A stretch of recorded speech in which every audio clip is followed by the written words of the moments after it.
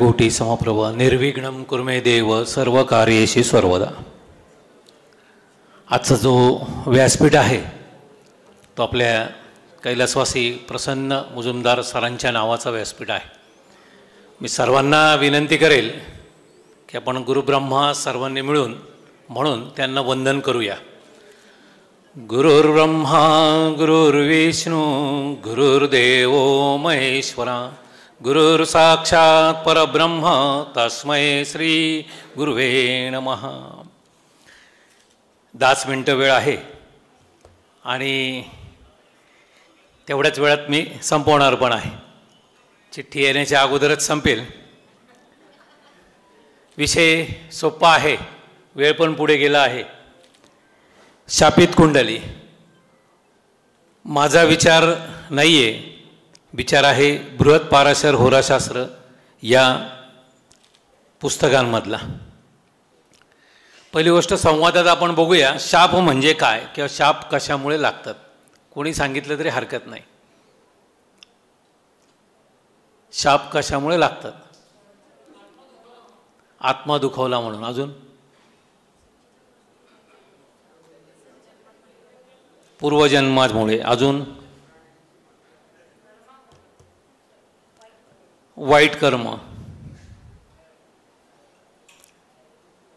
ते कारण मीमांसामध्ये 3ऱ्या स्लाईडमध्ये आहे चुकीचे कर्म करणे।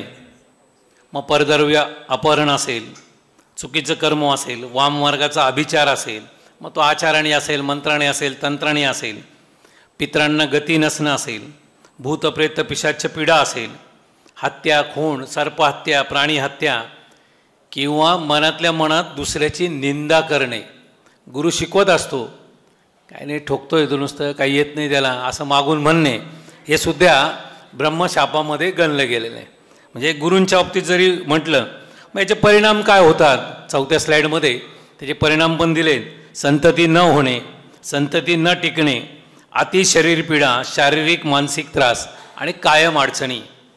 तर पहिला जो आहे संतती न होणे असं जर विचारलं तर आपण सर्वजण ज्योतिषशास्त्रामध्ये 1, 2, 3 BA MA काही ना काही केलेलं आहे। तर आपल्याला माहिती आहे संतती म्हणजे काय, ते पंचम स्थान बिघडणे, पंचमेश बिघडणे, संततिकारक गुरु बिघडणे। आता बिघडतं कशामुळे? तर पापग्रहांमुळे। मग त्याचा विचार, आणि धनस्थानाचं हे पंचमस्थान सुखस्थान पण आहे, त्याची दृष्टी कळत न कळत लाभस्थानावर पण जाते। म्हणजे आपोआपच धनस्थान बिघडणे आणि धनस्थानाचं कर्मस्थान हे लाभस्थान आहे किंवा लाभाचं सुख धनस्थान आहे। म्हणजे त्याचाही विचार त्या ठिकाणी कुठे होतं। शरीराचा पण संबंध त्या ठिकाणी येतो आणि शरीराचं विचारलं तर हे व्ययस्थान पंचमस्थान, आणि त्याच्यामुळे मग ह्या सर्व अडचणी येत असतात। मग शापाचा प्रकार म्हटल्यानंतर शापाचे सुद्धा वेगवेगळे प्रकार म्हटलेले। शापाचे प्रकार म्हणताना सुद्धा त्या आपल्या बृहत्पाराशर शास्त्रामध्ये वेगवेगळे श्लोक दिलेले आहेत। मी श्लोक वाचन करून परत वेळ वाढवणार नाही, पण मग हे जे आहे पार्वतीने भगवान शंकराला विचारल्यानंतर भगवान शंकराने जे उत्तर दिलं त्याच्यामध्ये सर्व योगाचं वर्णन त्या ठिकाणी केलेलं आहे। आणि मग पाराशर ऋषींनी मैत्रेला सांगितलं आणि ते आपल्या पुस्तकामध्ये ते दिलेलं आहे। मग सर्पशापाचा जर विचार केला तर सर्पशापामुळे सर्पशाप जो आहे त्याचा संबंध राहूशी येतो, आणि राहूचा संबंध आला म्हणजे आपोआप पंचमस्थान, द्वितीय स्थान, लाभस्थान यांचा संबंध झाला आणि त्या ठिकाणी पंचमेश आणि गुरु पण बिघडला तर आपोआपच संततीला अडचणी येणार।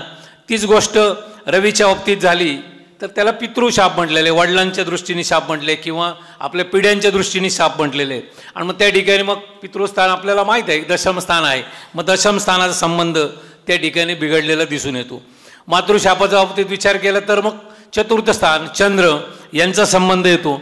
मग चंद्र बिघडणे असेल, चतुर्थस्थान बिघडणे असेल, तोच पुढचे सर्व याला जे आहेत मातुलशाप, ब्रह्मशाप, पत्नीशाप, प्रेतशाप, भ्रातृशाप याचं सर्व त्या ठिकाणी दिलेलं आहे। आणि आपल्याला हे स्थानं पण माहिती आहेत आणि ग्रह पण माहिती आहेत। ते ग्रह बिघडणे आणि त्याचा संबंध किंवा त्याच्या स्वामीचा संबंध कुठेतरी राहूशी येणे, आणि हा जो भाग आहे मग पापकर्तरीत जातील, पापमध्यात जातील, नवमांशात जातील किंवा मग तुमचं जन्म संपत विपतमध्ये नैधनमध्ये जातील, हे कुठे ना कुठे सापडते. आणि मग याला उपाय देताना साधारणतः नारायण बली, नागबली सांगितली जाते.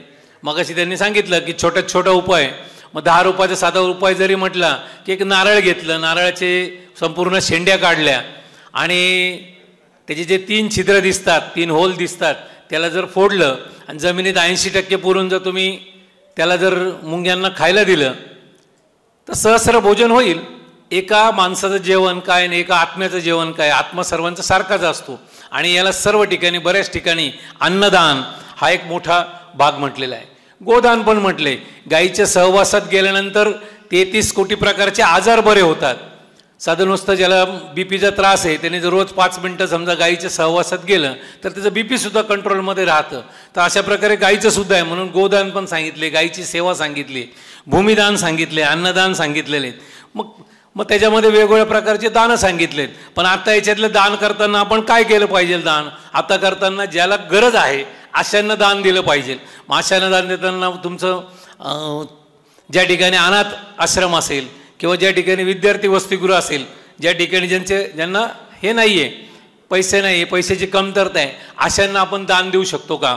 त्यानंतर ज्या ठिकाणी यज्ञ याग चालला आहे किंवा आता आपलं हा ज्ञानयज्ञ चालला आहे, या ज्ञानयज्ञाचा भोजनाचा खर्च आहे, त्याच्यात मी हातभार लावू शकतो का?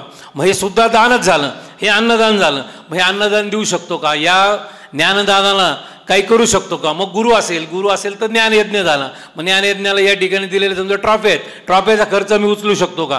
अशा प्रकारचा जो विचार आहे, अशा प्रकारचा विचार कुठेतरी केला पाहिजे. शय्यदान आहे, शय्यदान सांगितलं जातं. पण शय्यदानाच्या गुरुजींना विचारलं 13व्याला दशक्रियाला वगैरे जेव्हा दान मिळतात तर त्यांच्या घरी पाहिलं तर छत्र्यांची संख्या भरपूर, चपलांची संख्या भरपूर असते. मग ते दान घेण्यात उपयोग आहे का? मग तुम्ही रुग्णोपयोगी साहित्य द्यायला लावलं आहे, कारण कोणीतरी माणूस आजाराने मरतो, मग वॉकर दिलं आहे, कमोड चेअर दिली आहे आणि मग ते साहित्य केंद्राला दिलं आहे. मग अशा प्रकारचं ज्ञानात बदल करू शकतं का? छत्रचामर जुन्या संस्कृत ग्रंथात लिहिले, पण आज छत्रचामर आहे का? किंवा मग अश्व दिलेला आहे, रथ दिलेला आहे. मग आताच्या अश्व आणि रथाचं काय? परिस्थितीनुसार आपणही बदल करत जर आपण हे याच्यात बदल केले तर तो बदल आपल्याला दृष्टीने वेगवेगळे सांगितलं आहे.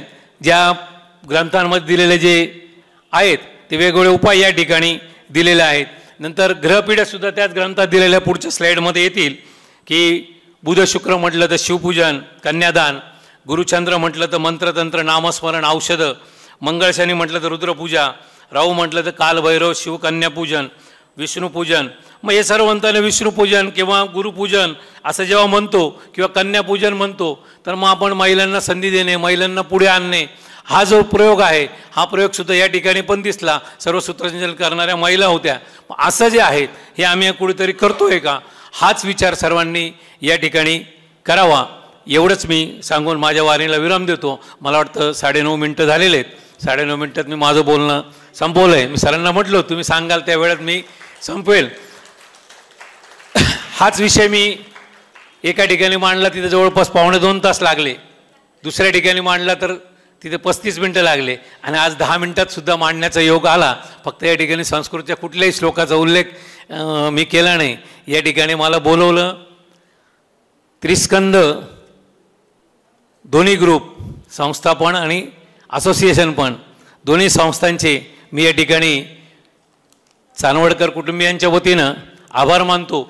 PPT माझ्या आयुष्यात मी पहिल्यांदाच केली आणि ती पण मला वाटतं दुपारी 3-4च्या आसपास पाठवली. मुलाचं लग्न होतं, मुलगा न्यूझीलंडला सकाळी रवाना झाला. क्षेत्रीय संघटन मंत्र्यांचा प्रवास होता. सकाळी 4 तास त्यांच्याबरोबर होतो. 1ला घरी आलो आणि मग जेवण करून PPT बनवली आणि परत संध्याकाळी इकडे यायला निघालो. त्याच्यामुळे काय थोडंफार चुकले असेल. PPT जरा तिरपी झाली कारण कॉम्प्युटर चालवण्याला ते लक्षात आलं असेल. सर्वांना त्याबद्दल मी ऋण व्यक्त करतो. माझं काही चुकलं असेल ते माझं आहे, जे आहे ते शास्त्राचं आहे. पुन्हा एकदा धन्यवाद. गुरुमाऊलींनाही वंदन.